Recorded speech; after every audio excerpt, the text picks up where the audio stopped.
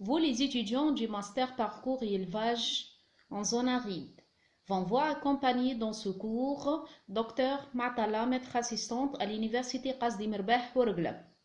Le cours de diversité génétique a pour objectif, premièrement, de connaître la notion de la diversité, deuxièmement, de distinguer les différentes façons d'estimation de la diversité, troisièmement, c'est de connaître les conséquences de l'évolution ou l'apparition de nouvelles espèces. La biodiversité, étudier les espèces dans un environnement ou un écosystème. Aussi bien les plantes que les animaux et les micro-organismes contribuant à la richesse du globe des êtres vivants. Alors que la diversité génétique, c'est une mesure de la biodiversité qui mesure notamment la variation génétique du matériel génétique au sein de chaque espèce. En prenant ici l'exemple de la diversité génétique de papillons et Leconius, ou 6 individus présentant des variations de coloration et de motifs.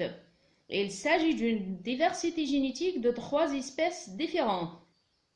Ensuite, la diversité d'une population peut être estimée de plusieurs façons. Premièrement, par la diversité génétique aux proportions de locus polymorphes dans le génome entier, qui désigne la coexistence de plusieurs allèles pour un gène ou un locus donné dans une population.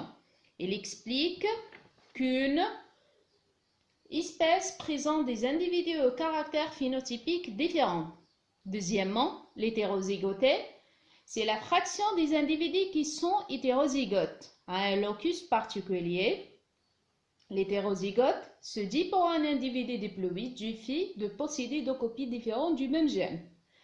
Troisièmement, allèle par locus également utilisé, démontrer de la variété. Quatrièmement, par la diversité des nucléotides ou le nombre de polymorphismes nucléotidiques dans une population.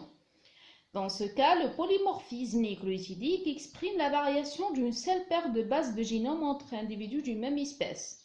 Elle se doit situer à un endroit spécifique du génome.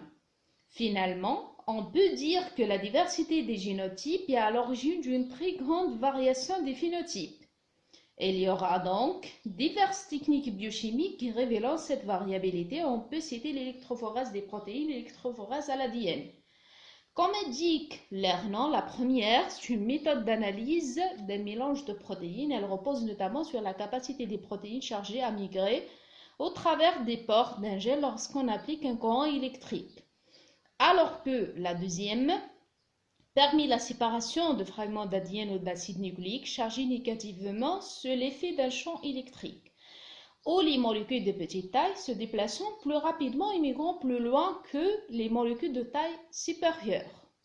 Merci de m'avoir écouté avec attention.